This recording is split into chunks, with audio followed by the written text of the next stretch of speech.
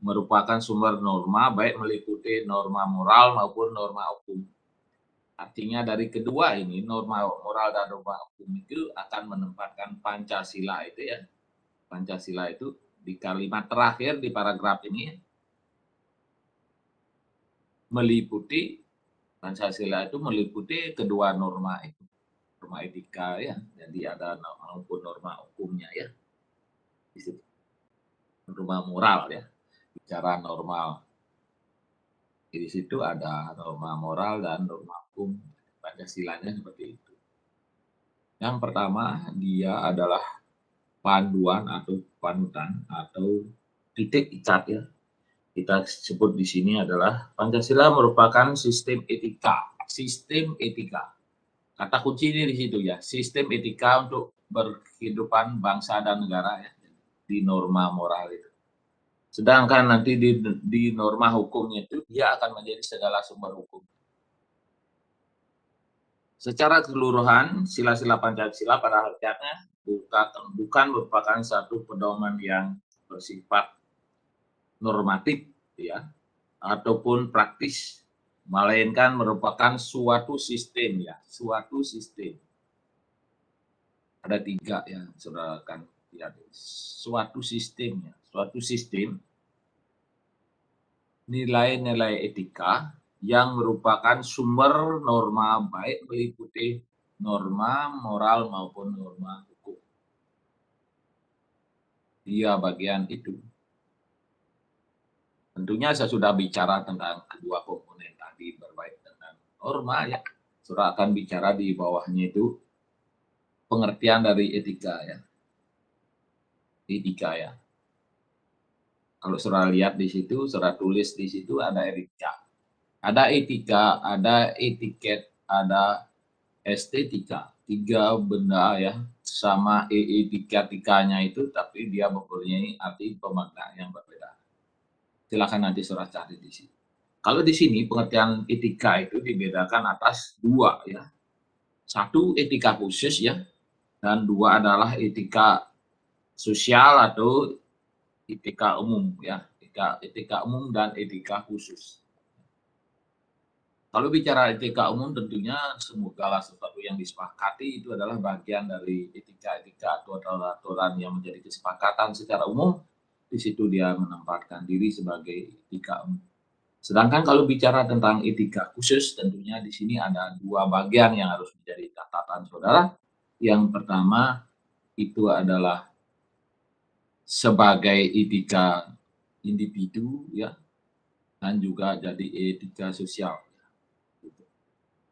Akan ketemu di situ ya, individual ya, ada yang individual ya, dan juga nanti ada juga yang secara sosial ya di situ. Jadi di dalam pengertian etika individu itu ya, wajib manusia terhadap dirinya sendiri dan etika sosial ya. Yang di sini ya, di sini kita lihat ada etika individual dan ada sosial. Tentunya yang memuat esensial itu adalah tentang kewajiban terhadap manusia lain ya dalam kehidupan. Jadi begitu. Kita melihat bahwa kodratnya manusia itu dia adalah sebagai dirinya sendiri dan selanjutnya dia adalah makhluk sosial yang harus dia hidup bersama-sama.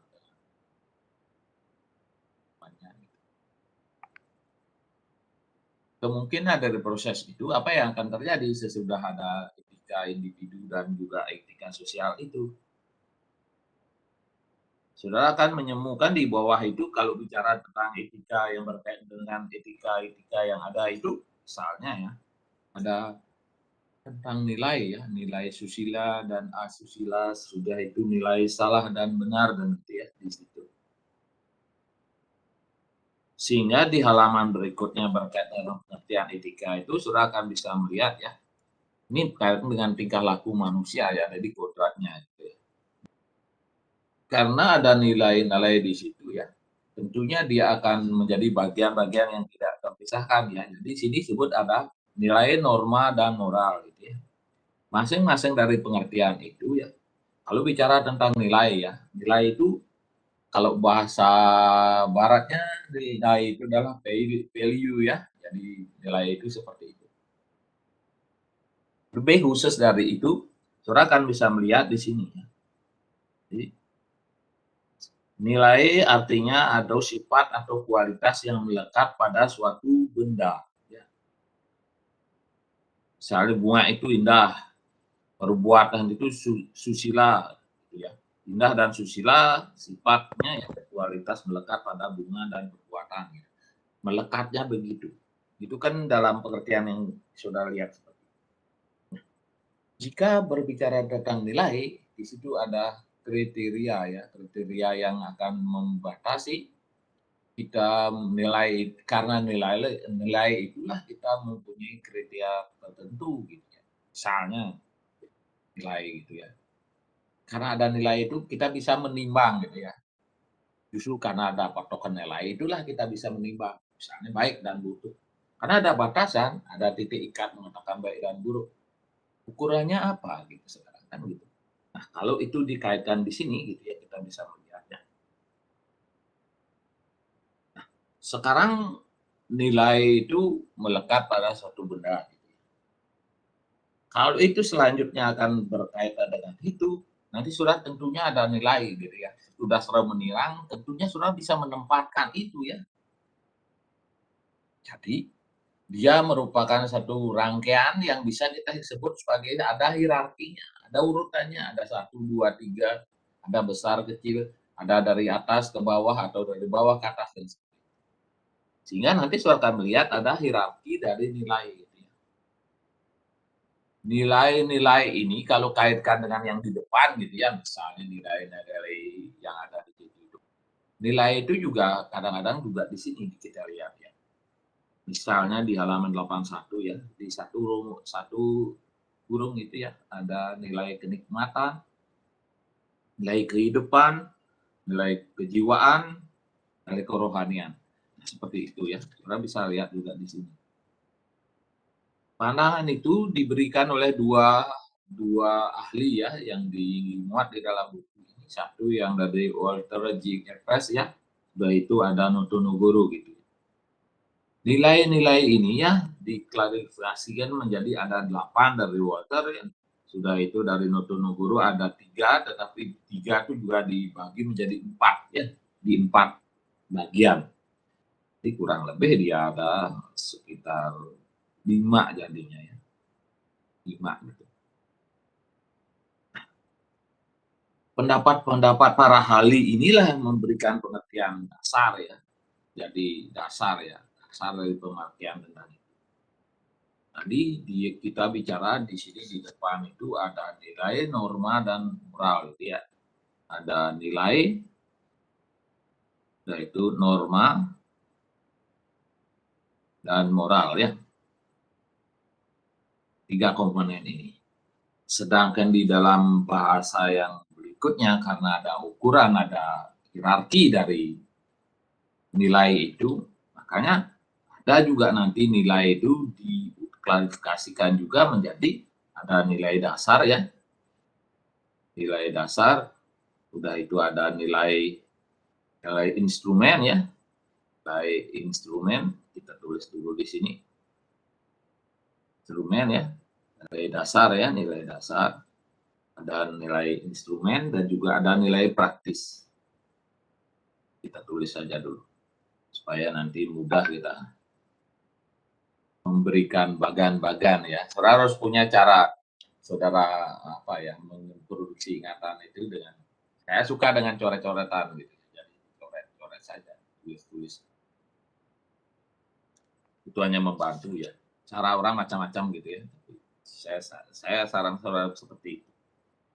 Nah, kita yang pertama kalau sesudah kita lanjutkan di halaman 83 kita akan ketemu dengan nilai-nilai yang ada ya. Ada nilai dasar dan nilai instrumen, ada nilai praktis. Hubungan antara nilai normal, instrumen, dan moral itu memberikan pemahaman yang tidak sederhana ya. Tetapi kita lihat di sini. Yang pertama adalah nilai dasar. Kalau nilai dasarnya itu tidak kurang dan tidak lebih pada saat kita melihat kualitas ya, hubungan ya. hubungan dasar ya. Jadi di sini disebut ya nilai dasar yang merupakan sumber penjabaran dan norma serta realisasi terhadap praktis yang ada ya. Jadi di situ kalau kita kembali ke di depan ya, ke sini ya. Sifat abstrak dari nilai itu ya memberikan kita ruang kebebasan untuk memberikan ya nilai dasar ini bersifat universal gitu ya. Bersifat universal ya. Kalau bicara tentang universal, pada hakikatnya manusia itu berinteraksi dengan keyakinannya yang disebut dengan Tuhan ya, keberadaan Tuhan itu. Kalau di depan kita menyebutnya causa prima. Gitu ya. Jadi di situ kita bisa melihatnya. Di dalam paragraf ini juga ditulis ya. Demikian sehingga nilai dasar dapat juga disebut sebagai sumber norma bagi realisasi di dalam kehidupan kemanusiaan gitu ya. Coba saudara lihat di situ ya. Di sini di sini saudara lihat ya. Demikianlah sehingga nilai dasar dapat juga disebut sebagai sumber norma kan gitu ya.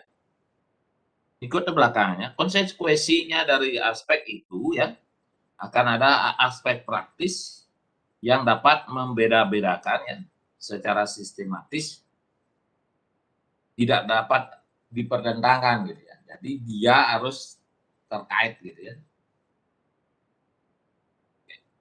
Silahkan Anda pilih kata-kata itu dengan membaca paragraf ini ya. Sehingga nanti pada saatnya saudara meringkas itu saudara sudah punya coret-coret arti kalimat intinya tinggal dirangkai saja sekatanya. Tapi beringkas itu kan bukan mencontek ya, jadi saudara memproduksi lagi ingatan itu saudara tulis lagi dengan bahasa kata-kata Anda sendiri. Jadi setiap orang di dalam paragrafnya memiliki kata-kata yang berbeda ya, rangkaian kata-kata. Itu tergantung hasanah kemampuan saudara menulis, latihan menulis paragraf dengan cara menulis kembali atau mengarang gitu. Lama sekali kita kehilangan rasa dulu waktu saya SD itu setiap galungan begitu masuk di manis kuningan ya, mohon maaf ya bagi yang Bali mungkin ya orang yang Bali ya, mereka tahu pada hari Senin itu kita harus sudah membacakan karangan kita. Di itu, jadi kita belajar menulis mengarang itu. Mana sekarang saudara pernah disuruh mengarang gitu ya. Jadi kesulitannya di situ karena latihan mengarangnya kurang. Jadi pada saat meringkas itu cenderung kadang-kadang kalau bisa misalnya ditulis tangan atau diketik Pak. Kalau saudara yang produktif diketik saja, kalau begitu pasti saudara tidak akan pernah berpikir banyak. Jadi saudara cut and paste gitu saja. Makanya ada apa ya, Desa Kamasandu ada di Kabupaten Badung gitu kan, model begitu, tiba-tiba saja seperti itu. Itu sering terjadi ya, itu di tugas akhir biasanya gitu. Pertenunan Galuh ada di Kabupaten Tabanan, gitu kan lucu jadinya. Seperti itu. Kalau misalnya teman-teman di apa ya di ekonomi gitu ya, bikin skripsi misalnya seperti itu. Tiba-tiba aja pertenunan Galuh itu ada di Tabanan gitu. Karena bakat and peace gitu ya. Karena pas berbicara tentang apa ya lokasi perusahaan gitu ya bisa salah saudara karena tidak pernah menulis kembali. Oke saudara mahasiswa, ada nilai dasar, ada nilai instrumental ya, bukan ya salah saya, bukan dikasih lia ya, nilai instrumental saja gitu. Mbak lianya birasi saja tidak ikut ya. Tadi nilai praktis gitu, ada nilai praktis, ada 3 gitu ya. Nah sekarang yang paling seru itu sesudah mereka di down tadi ya, dan nilai dasar, instrumen, dan nilai praktis itu, sekarang ditanyakan apa hubungannya gitu ya. Nah, ada hubungan atau ada hubungannya gitu ya. Itu kita lihat di sini. Di sini di paragraf yang ketiga disebut ya, selanjutnya nilai dan norma senantiasa berkaitan dengan moral dan etika. Kita kasih di sini. Antara di sini disebut selanjutnya nilai norma dan berkaitan ya berkaitan dengan moral dan etika. Norma ini nilai dan norma ya, nilai dan norma kita kasih ini ya. Dia akan menjadi etika dan moral ya. Etika dan moral.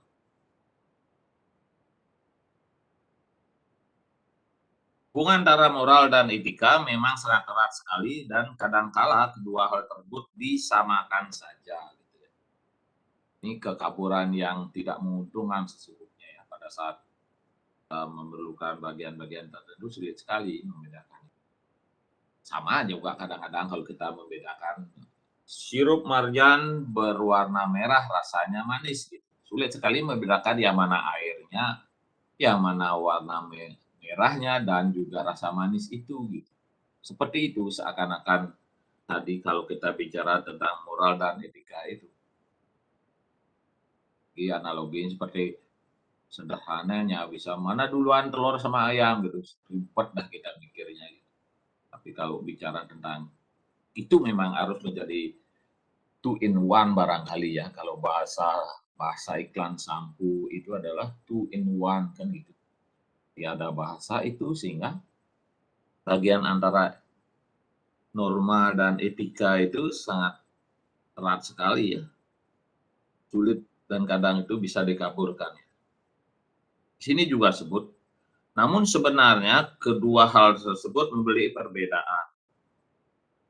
Moral yaitu merupakan suatu ajaran-ajaran atau wejangan, patokan-patokan atau kumpulan ya, baik lisan maupun tertulis, bagaimana manusia harus hidup bertindak agar menjadi manusia yang baik. Itu ya, itu kaitannya dengan moral itu. Adapun di pihak lain, etika adalah suatu cabang filsafat atau pemikiran kritis dan mendasar tentang ajaran-ajaran dan pandangan-pandangan moral tersebut. Ini yang justru membuatnya jadi kabur ya.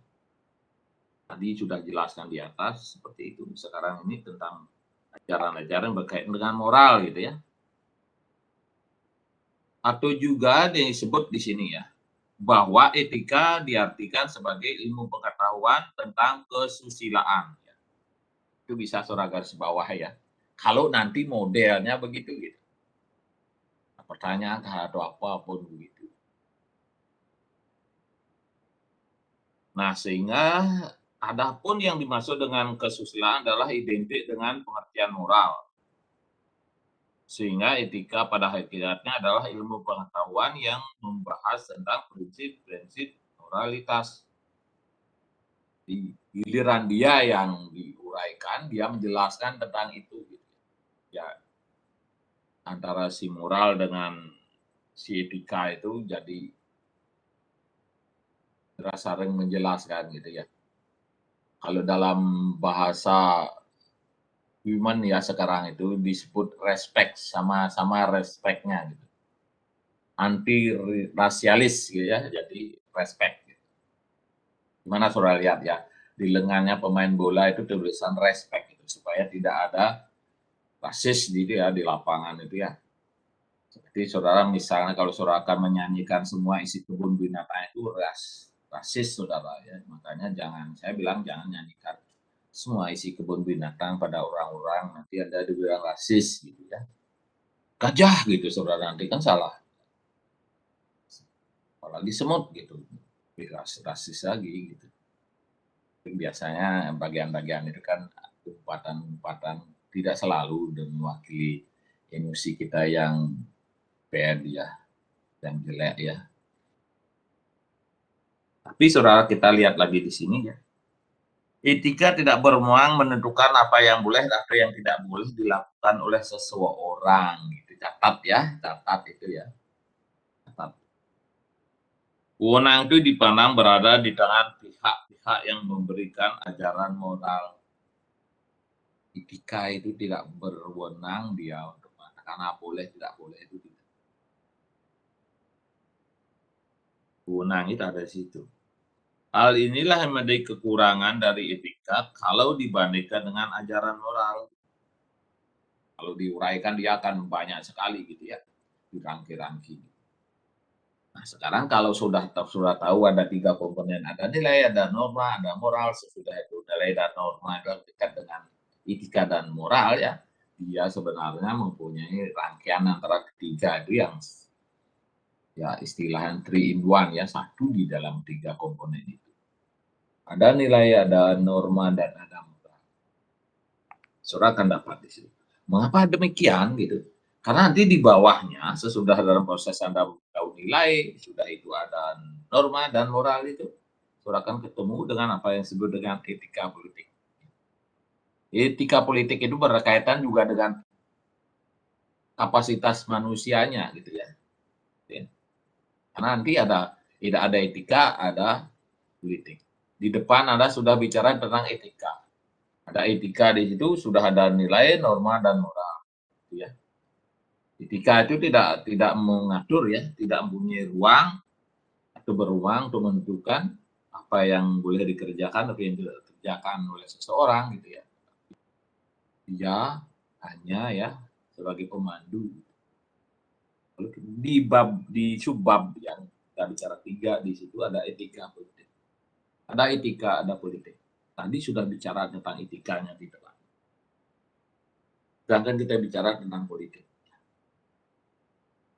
Di sini disebut ya, di paragraf yang kedua ya, secara substantif pengertian etika politik tidak dapat dipisahkan dengan subjek sebagai pelaku etika itu adalah manusia.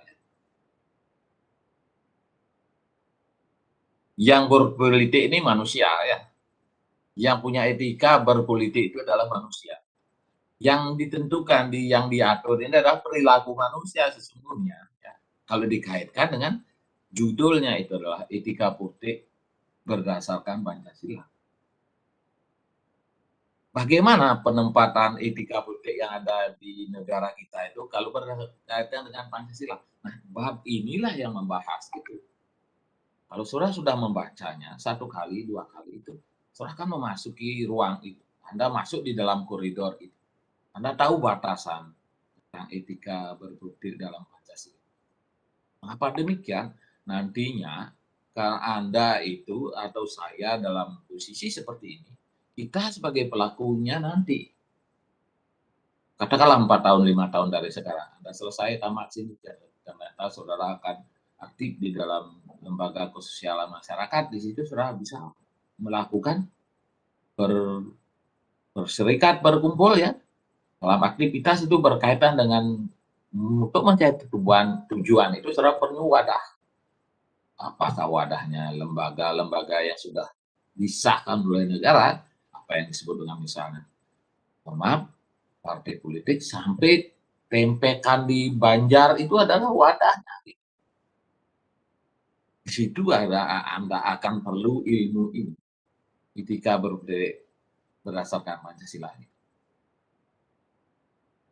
Nah, nantinya seberapa luasnya batasan wilayah dari etika berpolitik Pancasila itu nanti saudara yang mengukurnya. Tergantung apakah saudara akan bermain pingpong, bermain tenis meja, namanya tenis sama gitu, tapi yang satu di meja, satu yang di lapangannya. Jadi kalau misalnya saudara main pingpong, kalau dipukul keras menjadi out ya, kalau dipukul lambat atau saudara tidak memukulnya keras, dia nyangkut di net. Gitu. Jadi canggung. Gitu. Mengapa tidak saudara main tenis lapangan saja ya? Bolanya dipukul keras-keras dan dikejar. Gitu ya. Bagi yang bisa main tenis di antara saudara kan saudara bisa merasakan perbedaan itu. Kalau mukul sekeras-kerasnya ya ada di tenis lapangannya. Seperti itu. Backhand slice atau saudara akan memforehand misalnya ya, seperti itu. Di usia-usia saudara itu kalau main tenis itu sedang seru-serunya gitu ya. Kalau di saya dokter bilang jangan. Sudah Indonesia Raya katanya, sudah raya katanya. Jadi ya nggak bisa ngejar bola kenceng ya. Bisa nanti pas kita ngejar bola, pas bolanya mau kena, nggak bisa jalan bolanya karena sudah sinyal ngubernya gitu ya. Seperti itu. Bagi teman-teman yang bisa main tenis bisa merasakan ya, kalau memukul itu keras, sudah itu mereka lari, seperti itu. Seusia saudara itu adalah pemain tenis ya, umurnya adalah mulai dari, mohon maaf ya, kalau matang semua proses itu dari umur 17 ya, seperti Boris Becker ya, atau tenis yang lain ya, seusia 17 tahun sudah juara Wimbledon ya, sampai dia nanti berumur 28 tahun ya. Jadi taruhlah kalau Roger Federer itu sampai 30-an lebih ya, masih juara, juara ya US Open atau juara di misalnya di Wimbledon gitu ya, seperti itu. Kembali ke bicara tentang etika politik ya, ada bagian yang perlu sudah pahami yaitu etika. Bicara etika itu banyak sekali sudah dibicarakan di depan. Sedangkan yang perlu menjadi catatan di bab ini adalah di alam 70 ya, pengertian politik. Politik pada akhirnya kalau kita bicara tentang pengertian itu ya, pengertian politik berasal dari kata politik yang memiliki makna bermacam-macam kegiatan dalam suatu sistem politik atau negara yang mengikut proses penentuan tujuan-tujuan dari sistem itu dan diikuti dengan pelaksanaan tujuan untuk mencapai tujuan itu, atau juga termasuk yang mengambil keputusan. Lihatnya di situ. Sehingga untuk melaksanakan tujuan itu perlu ditentukan kebijaksanaan umum atau public policy ya, menyangkut pengaturan dan pembagian atau distribusi ya, dan juga ada kewenangan ya, di sini ada kekuasaan, ada kewenangan, sudah itu ada, mohon maaf, di bawah itu kewenangan, sudah punya wewenang, itu ada wewenang ya, harus dipaksakan sedikit gitu ya. Ada pemaksaan juga ya di bawah. Karena apa? Karena ada keinginan ya, statement of interest yang akan diwujudkan gitu ya. Panjang sekali ya, sangat panjang ya. Karena dia terdiri dari beberapa bagian pemahaman yang juga diartikan masing-masing ya, terindikasi sebagai bagian-bagian itu menjadi rangkaian ya. Rangkaian pengertian kalau boleh saya pinjam istilahnya. Untuk melaksanakan tujuan ya, di sini disebut ya, untuk politik itu mencapai tujuan ya. Kalau bicara tentang itu ya, di pasal 28 sebut ya, hak warga negara untuk berserikat, berkumpul ya, diatur dengan undang-undang ya. Di situ dasarnya adalah kebebasan untuk berserikat, berkumpul itu. Itu adalah jiwa demokrasi ya dari pasal-pasal itu ya. Dan pengakuan hak asasi manusia ya. Tidak boleh kalau sekarang itu lebih hebat itu sebenarnya COVID itu lebih tidak dia tidak boleh tidak menjamin berserikat, berkumpul gitu. Kalau kita berkumpul kita berangkat ke surga bersama-sama gitu. Jadi makanya tante corona ini tidak mengizinkan kita berkumpul gitu. Makanya saudara dan saya ini kita ketemu di 3x4 saja.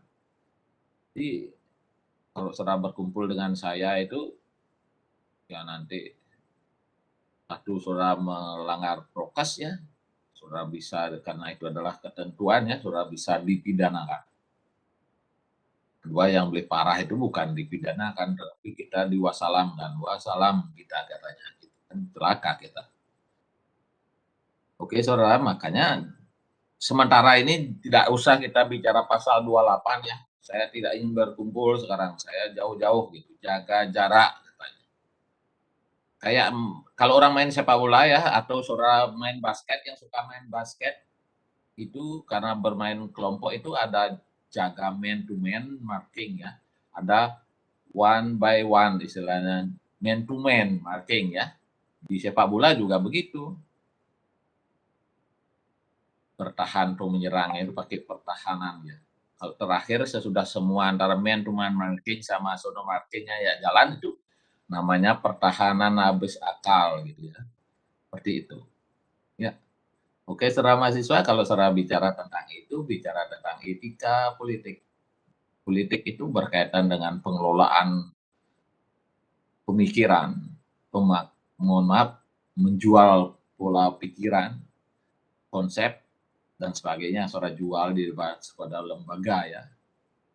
Saudara akan duduk di lembaga yang disebut, misalnya lembaga yang saudara tuju gitu. Misalnya apa? Dewan Perwakilan Rakyat Daerah pun yang besar gitu. Nah, seperti itu. Karena apa? Di dalam dimensi berpolitik itu, beretika itu, hendaklah berpolitik dengan etika. Itu etika yang dipolitiki. Gitu. Saya tidak perlu bolak-balik lagi ya, nanti saudara akan, sesudah saudara baca ini, baru saudara akan memahaminya. Gitu. Di sini juga disebut ya, berdasarkan pengertian pokok tentang politik, maka secara operasional bidang politik menyangkut konsep pokok yang berkaitan dengan negara ya, state. Jadi kalau bicara tentang di sini ya, saudara catat saja di halaman 88 itu bicara tentang pengertian politik ya, pengertian pokok politik itu tulis di situ, politik ya. Itu yang pertama, saudara pastikan bicara tentang negara. Terjadinya sebuah negara gitu ya, kalau nanti saudara dapat di keluarga negaraan. Udah itu saudara bicara tentang kekuasaan. Ini yang penting. Makanya orang berpolitik itu tujuannya berkuasa gitu. Meraih kekuasaan dan mempertahankan kekuasaan itu selama mungkin ya. Makanya nanti saudara baca-baca tentang siapa ingin berkuasa dan dia dengan senang hati mempertahankannya gitu. Karena nikmat ya, jadi pemimpin itu ada kenikmatan gitu. Walaupun kadang-kadang ruwet gitu, tapi semua orang suka gitu. Suka. Selanjutnya kita akan bicara tentang pengambilan keputusan ya. Itu ada keputusan ya, decision ya. Ada juga orang menikmati rasa berkuasa itu dengan memutuskan sesuatu. Dia mengambil keputusan. Dia mengambil keputusan, di situ dia mendapat rasa nikmatnya. Karena manusia itu dimensinya beda-beda ya. Sangat-sangat kompleksnya. Ada yang senangnya seperti itu sehingga menikmatinya seperti itu. Sudah itu akan bicara tentang kebijaksanaan. Nah, kalau berkait dengan kebijaksanaan ini yang disebut polisi ya. Ini kebijaksanaan. Ya, oke. Oke, kebijaksanaan. Sudah itu baru bicara tentang distribusi ya. Pembagian ya, pembagian. Pembagian atau distribusi ya, distribusi.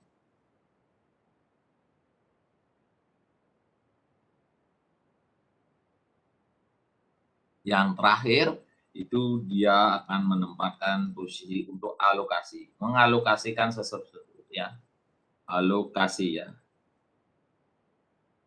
Ini catatan yang harus saudara kasih kurung kurawal ya di halaman 8 itu kasih itu. Pada dasarnya pengertian pokok tentang politik menyangkut itu ya, bicara tentang negara, tentang kekuasaan, tentang keputusan sesudah saudara berkuasa. Saudara karena saudara berkuasa, saudara mempunyai kesempatan untuk mengambil keputusan ya. Ada policy, ada kebijaksanaan di situ ya. Sudah itu saudara berhak untuk mendistribusikannya ke lembaga-lembaga lain dan kepada komponen-komponen yang ada. Dan yang terakhir saudara boleh mampu atau menempatkannya di dalam satu alokasi tertentu. Nggak bisa saudara one man show, itu tidak ada pemimpin itu.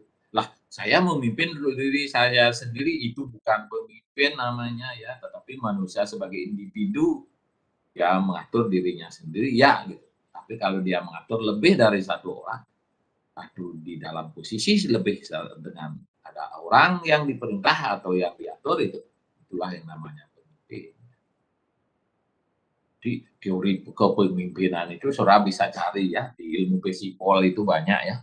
Nanti kalau yang tertarik begitu, ini kan ada Merdeka Belajar, kalau saudara misalnya sudah selesai nanti kuliah di ekonomi, ingin misalnya saudara belajar tentang teori kepemimpinan, memimpin di perusahaan misalnya, saudara cari mata kuliah yang berkait dengan Merdeka Belajar, kampus Merdeka itu cari saja di Visipol 1 ya gitu. Belajar tentang teori kepemimpinan itu misalnya.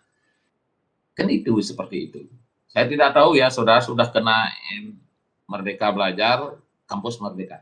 Sulit sekali saya mengucapnya itu, lebih mudah saya bilang Merdeka Belajar, kampus Merdeka daripada singkat-singkatannya itu. Terlalu banyak singkatan di Republik ini. Mulai dari pemimpin dulu sudah disingkat-singkat namanya,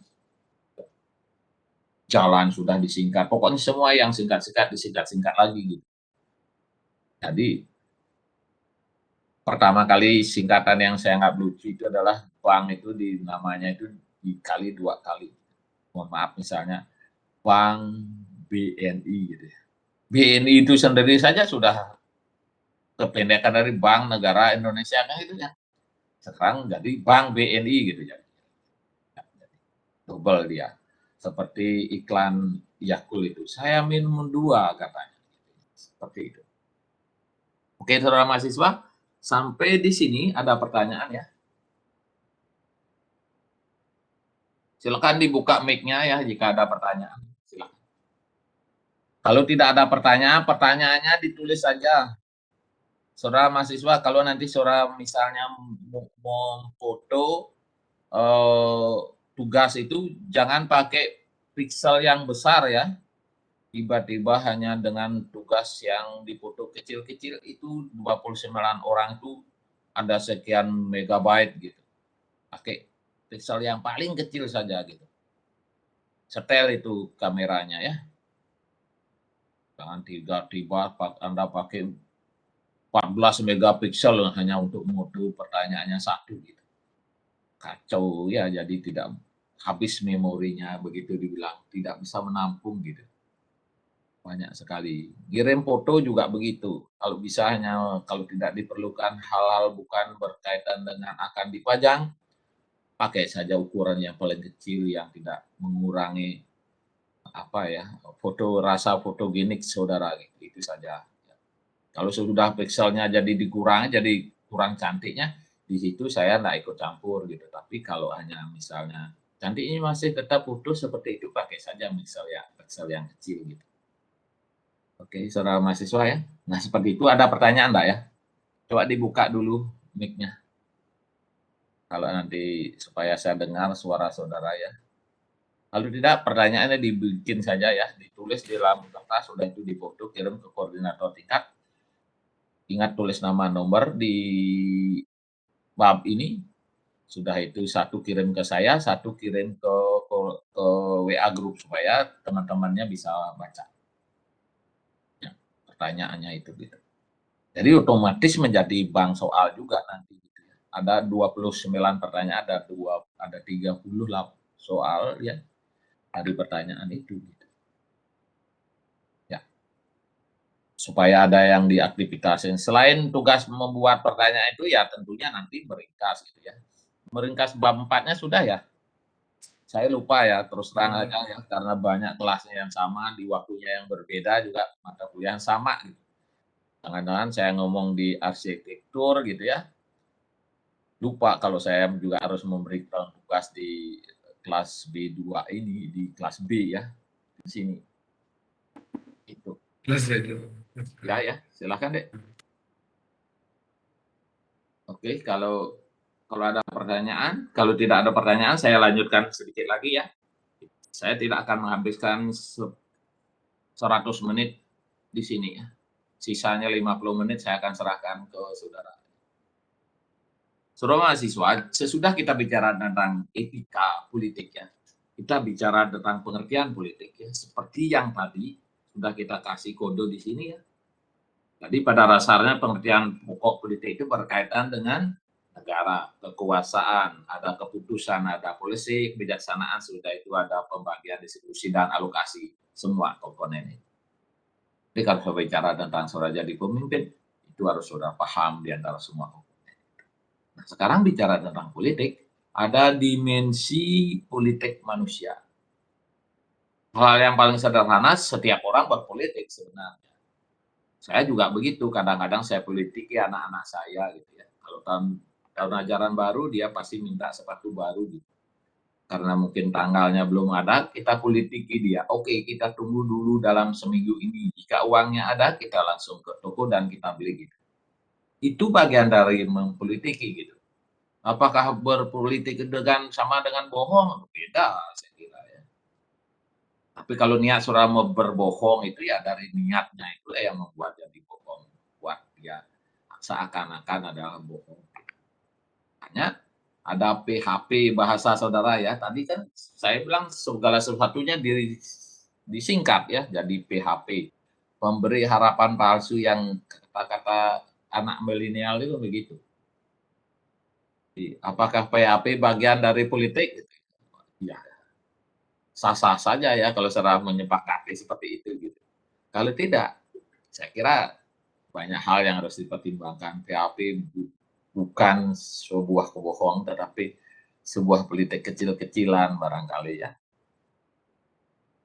Boleh begitu ya Pak? Nah di situ kalau pertanyaan seperti itu, jangan tanyakan yang itu ke saya gitu ya. Ke hati nurani saudara kan ada di situ. Pada siapa saudara akan ber-PHP gitu. Kalau PHP sesama teman sepermainan, sah-sah saja gitu ya. Di judul lagu itu teman sepermainan katanya kan.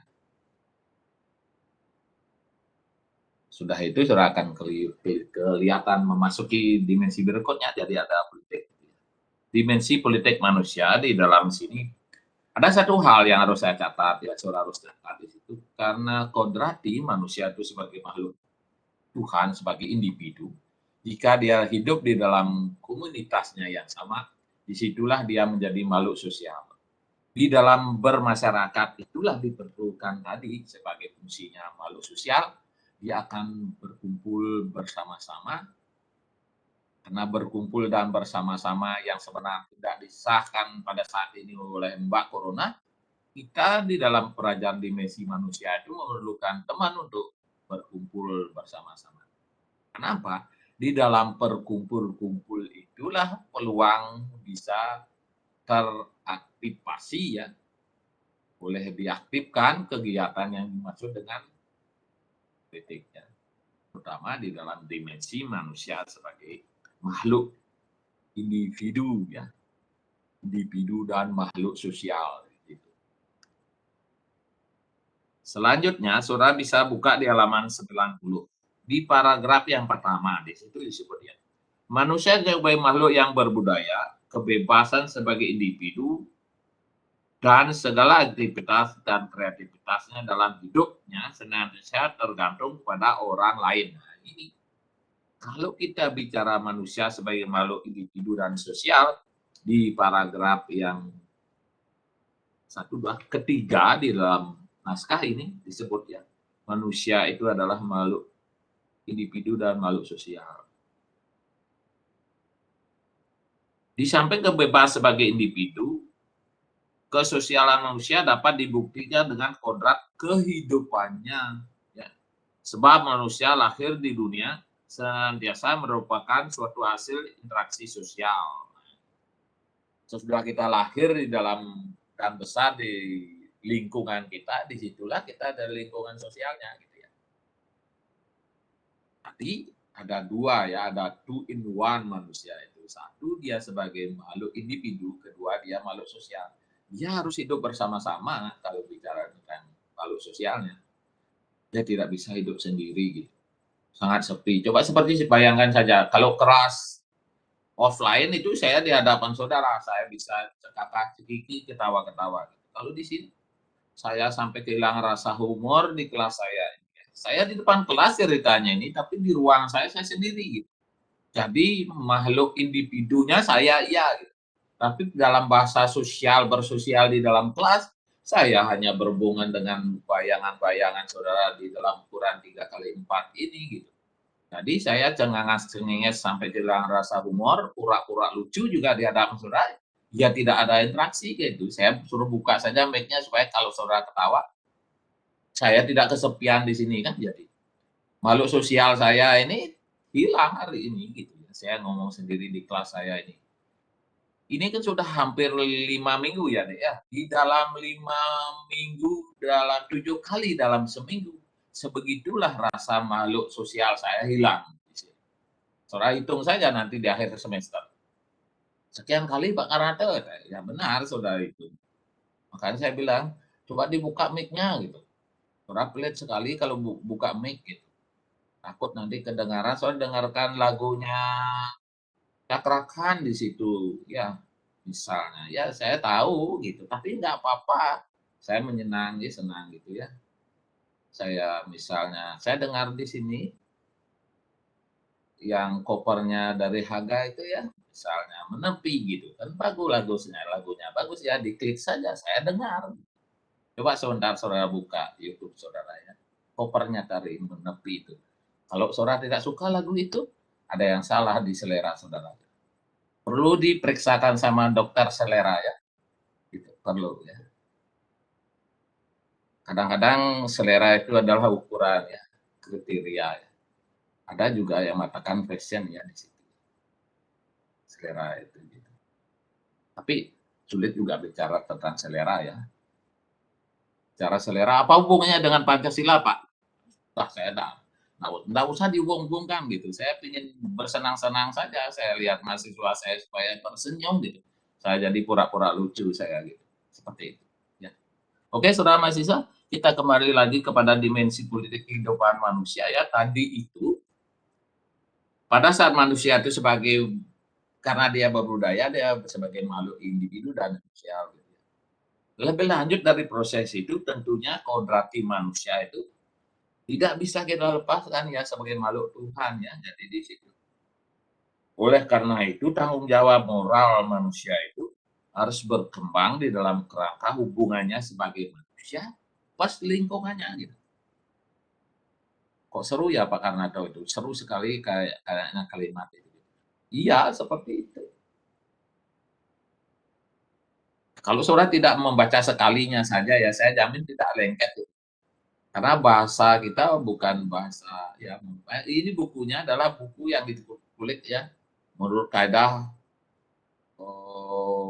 SPO, subjek predikat objek, penulisan yang baik dan sebagainya gitu ya. Paragraf dari di awal, di tengah dan di akhir dan seterusnya gitu ya.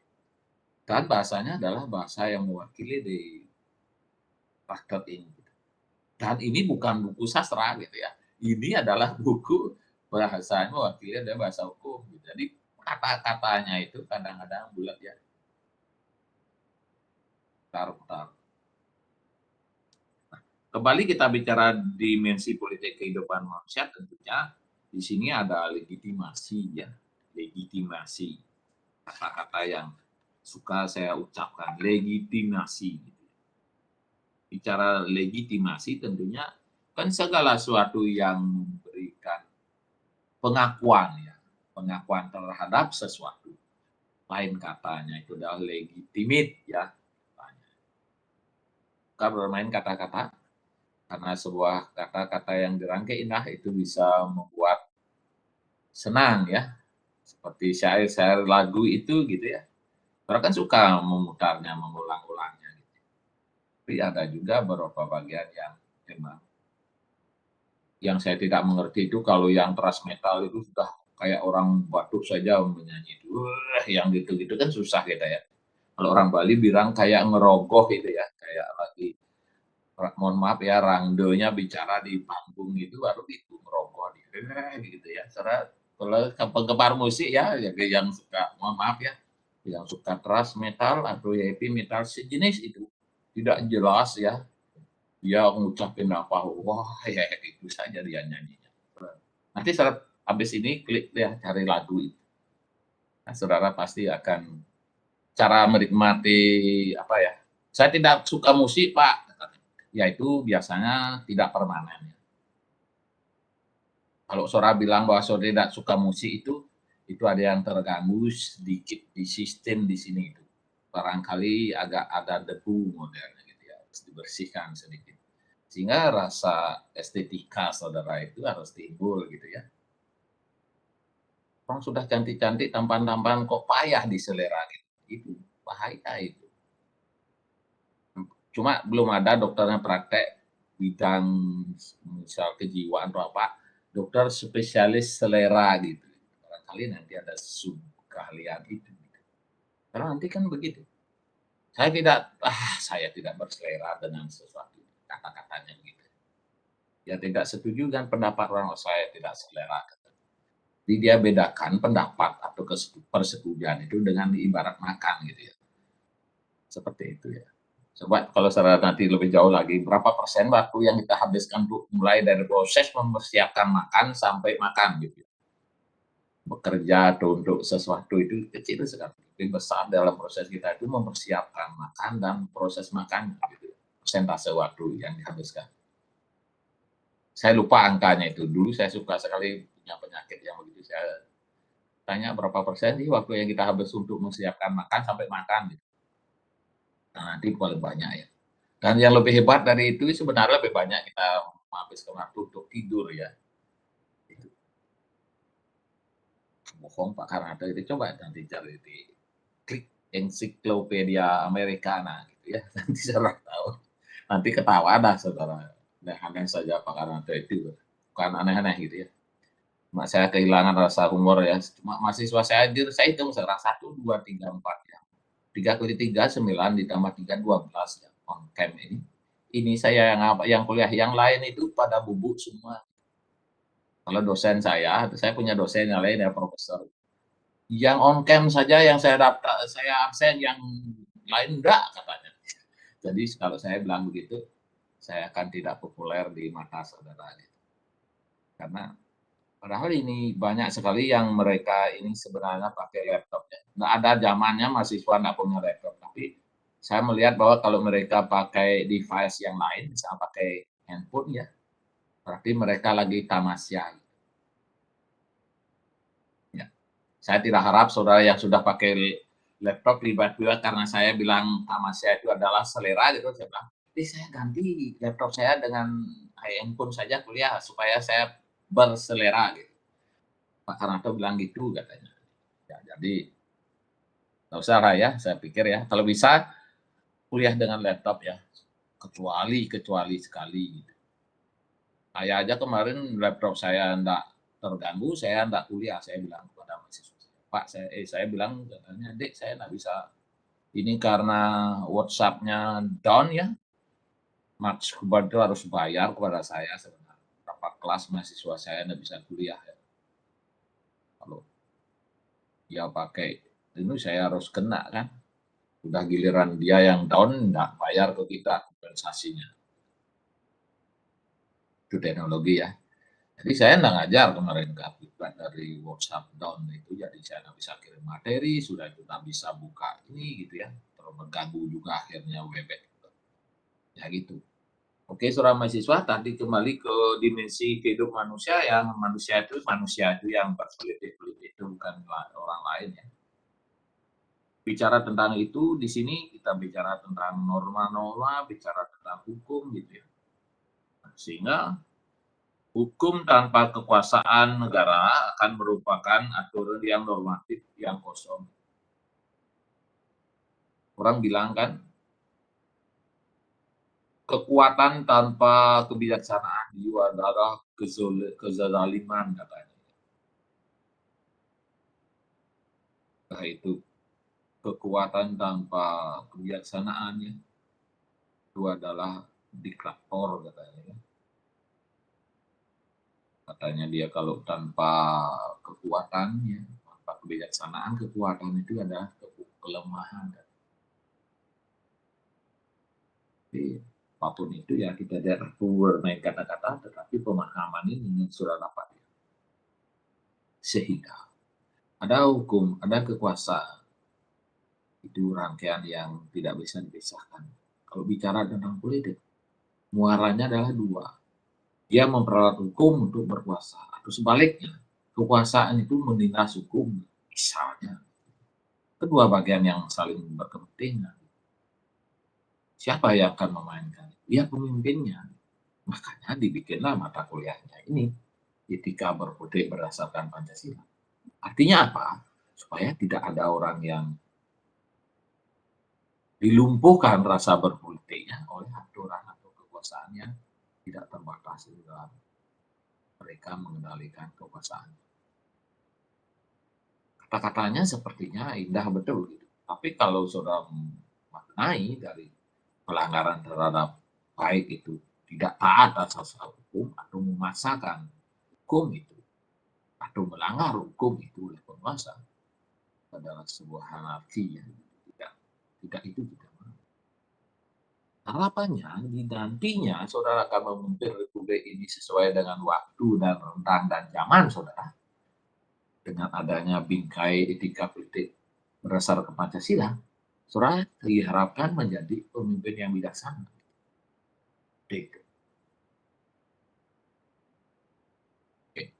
Nah, bagi saudara yang memahami itu, saudara akan mempunyaikan cita-cita. Saya harap selesaikan saja dulu dasar. Saudara selesaikan dulu graduate-nya ya, jadi selesaikan dulu. Nanti baru akan ibarat fondasinya sudah kuat, saudara isi apa saja di atas fondasi itu, bangunkah berlantai 2 kah, 1 saja itu cukup. Saudara bisa. Pemilihan dimensi berpolitik manusia itu adalah kebijaksanaan yang diambil sebagai individu dan sebagai makhluk sosial. Dia akan mempolitiki situasi dan kondisi yang ada di situ. Untuk meraih apa? Kekuasaan itu. Kok begitu ya? Kalau saudara baca saja teori berkuasa itu ada di situ. Karena kalau kita bicara tentang etika politik berdasarkan Pancasila, di sini coba di halaman 94. Saudara buka saja ya. Di pertama gitu ya. Untuk di dalam berbahasa politik itu, berpolitik di dalam etika politik itu ya akan menuntun ya kekuasaan dalam negara dijalankan dengan satu asas legalitas. Dua, disahkannya menjadi legitimasi ya, legitimasi demokratis. Ya. Situ. Yang tiga, dilegitimasi secara moral. Gitu. Itu seorang bisa kasih tanda petik. Sehingga di bawahnya bisa kita lihat ya, ada pengertian antara Madstat dan negara yang berkuasa. Rechtsstaat dan Madstat. Ya. Rechtsstaat ya kuasaan berdasarkan hukum. Ya. Sedangkan Madstat kuasaan berdasarkan negara. Negara diwakili oleh siapa? Oleh penguasa kan gitu ya. Kalau sudah Madstat itu yang kuat negaranya. Sedangkan Rechtsstaat itu hukumnya yang mengatur. Jadi saudara bicara tentang teori negara, kekuasaan negara, kekuasaan hukum itu nanti. Tapi ini pembuka sebenarnya. Asiknya begitu, dilihatin dikit-dikit aja gitu, tertarik kita. Gitu ya. Nanti saudara akan mencari lagi bagian-bagian yang bisa terwakili, gitu, lebih terbuka. Gitu. Nah di sini juga akan dilihat di paragraf yang belakang. Oleh karena itu, rakyat adalah asal muasal dari kekuasaan negara. Kan adanya terbentuknya negara ya, syarat negara itu ada penduduknya, ya, ada wilayahnya, gitu ya, ada pemerintahan yang sah, ada undang-undangnya, gitu ya, diakui oleh negara lain dan sebagainya seperti itu. Selanjutnya juga dikatakan ya, di sini ya, ada yang disebut, kita lihat di sini. Kita lihat di kalimat ini. Dalam pelaksanaan politik praktis, hal yang menyangkut kekuasaan eksekutif, legislatif, dan yudikatif, proses pengambilan keputusan dan pengawasan serta partisipasi berdasarkan legitimasi rakyat atau dan perkataan lain yaitu legitimasi demokratis gitu ya. Ini tolong dikasih tanda petik ya di halaman 94. Itu benang merahnya ya. Benang-benang merahnya dari etika politik berdasarkan Pancasila. Sekarang dalam mengembangkannya ya dari koridor yang kita diskusikan tadi itu, saudara akan mengembangkan seluas-luasnya dari apa yang ingin saudara kembangkan gitu ya. Dasarnya sudah gitu ya.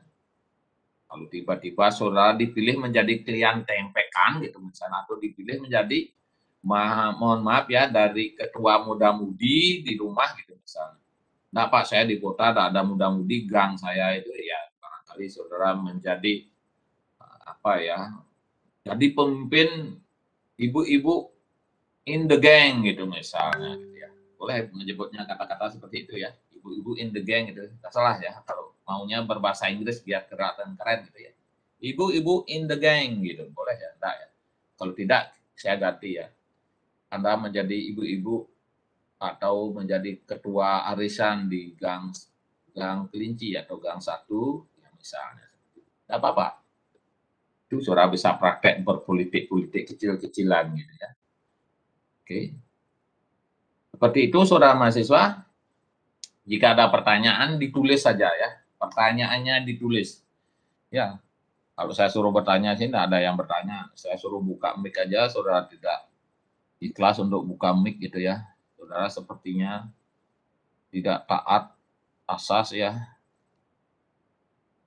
Saudara tidak agak tidak jauh-jauh dan tidak beda-beda dengan itu ya. Jadi saudara suka tidak tepat atas perintah asas gitu ya. Saudara pasti belum pernah baca ya yang disebut di situ ya, saudara Aguron-Guron itu tidak pernah saudara baca ya. Buku Aguron-Guron. Bagi yang sudah tahu, yang senyum-senyum pasti dia pernah baca atau pernah dengar. Kakiangnya pernah cerita barangkali sudah itu bapaknya mungkin cerita Aguron-Guron gitu. Saudara tidak taat kepada guru pengajian gitu ya. Jadi saudara tidak beda tipis. Jadi analogi paling dekat model begitu adalah kampusnya di Aslinapura itu ya. Jadi mahasiswanya itu antara Putra Kunti dengan Gandari gitu ya. Jadi tahu sudah mana yang agak taat, yang mana enggak. Seperti itu ya. Analogi suka begitu ya. Jadi kita mewayang-wayang, membayang-bayang. Supaya semua orang tidak pernah ada yang merasa tersinggung kalau sudah analoginya adalah wayang gitu.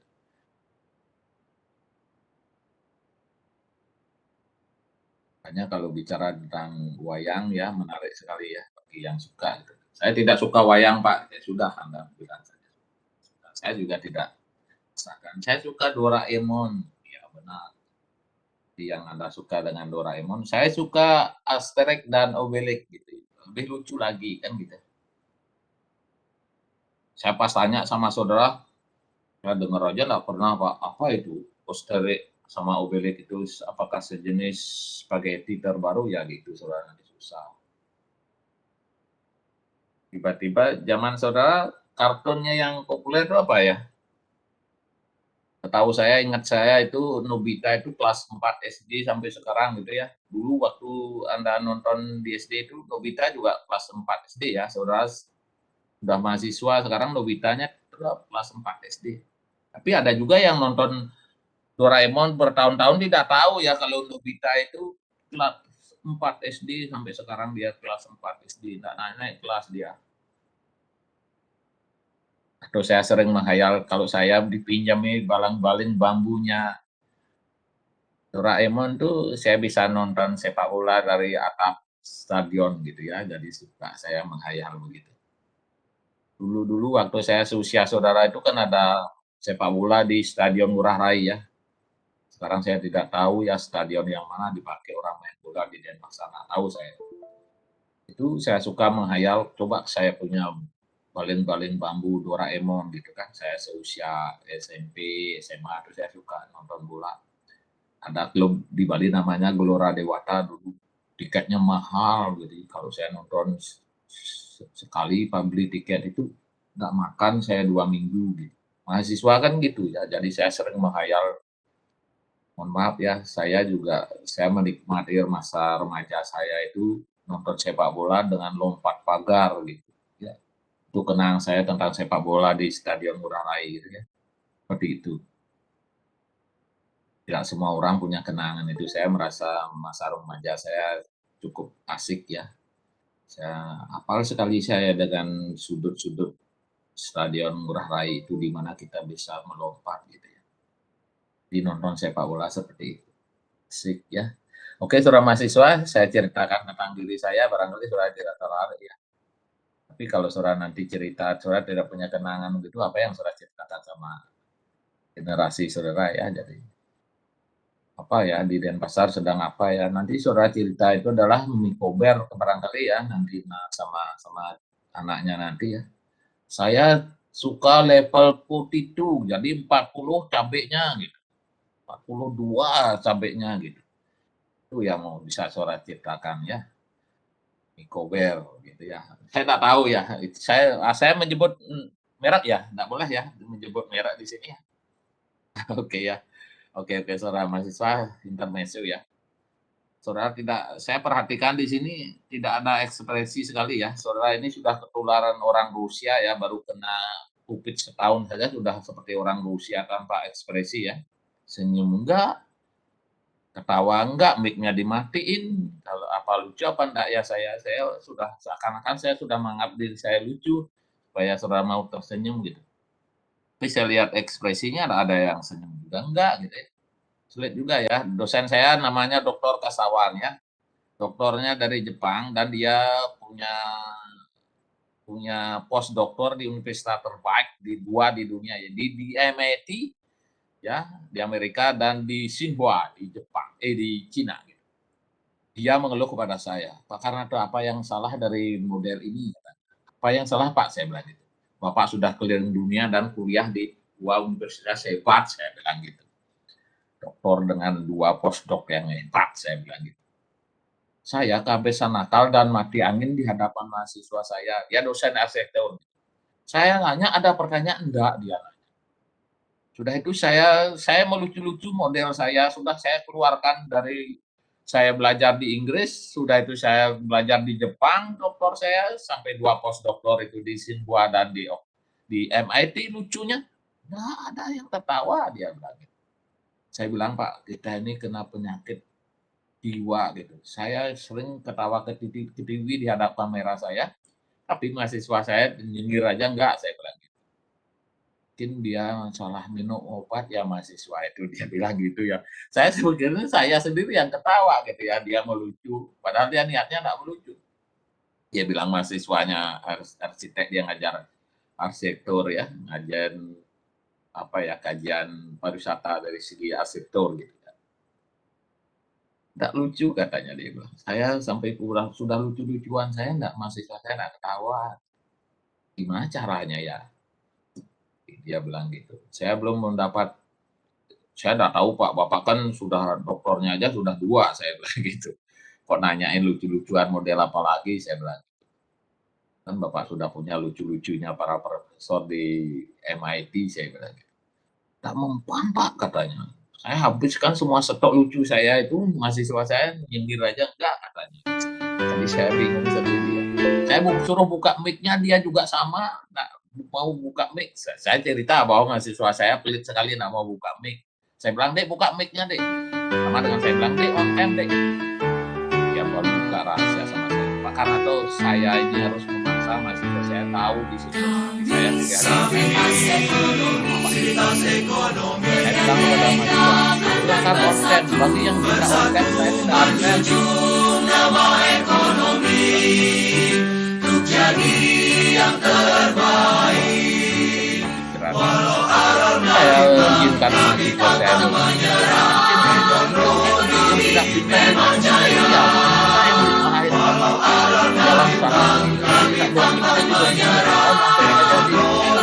kawah dan roboh itu sama.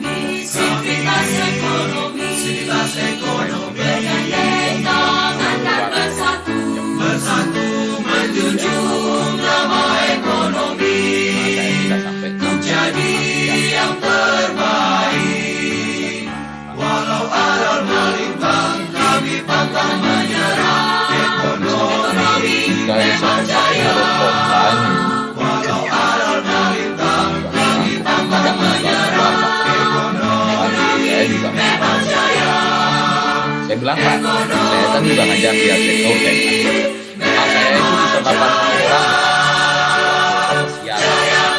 Jadi saya ngocol saja, saya bilang. Mahasiswa nyantuk dan lapar jam segitu, saya bilang. Ternyata lebih seru juga Pak Karnado kalau kelasnya offline, katanya. Ya, saya bilang gitu. Tapi mata kuliah saya tidak berat seperti Bapak. Jadi mata kuliah saya santai, serius, selesai, dan mahasiswa lulus, ya bilang gitu. Baru giliran dia yang ketawa. Ya, itu ya. Oke, mahasiswa. Jadi bantulah saya dengan cara yang lebih manusiawi ya. Kalau serah on-cam, silahkan on-cam seperti begini, ceramah begini.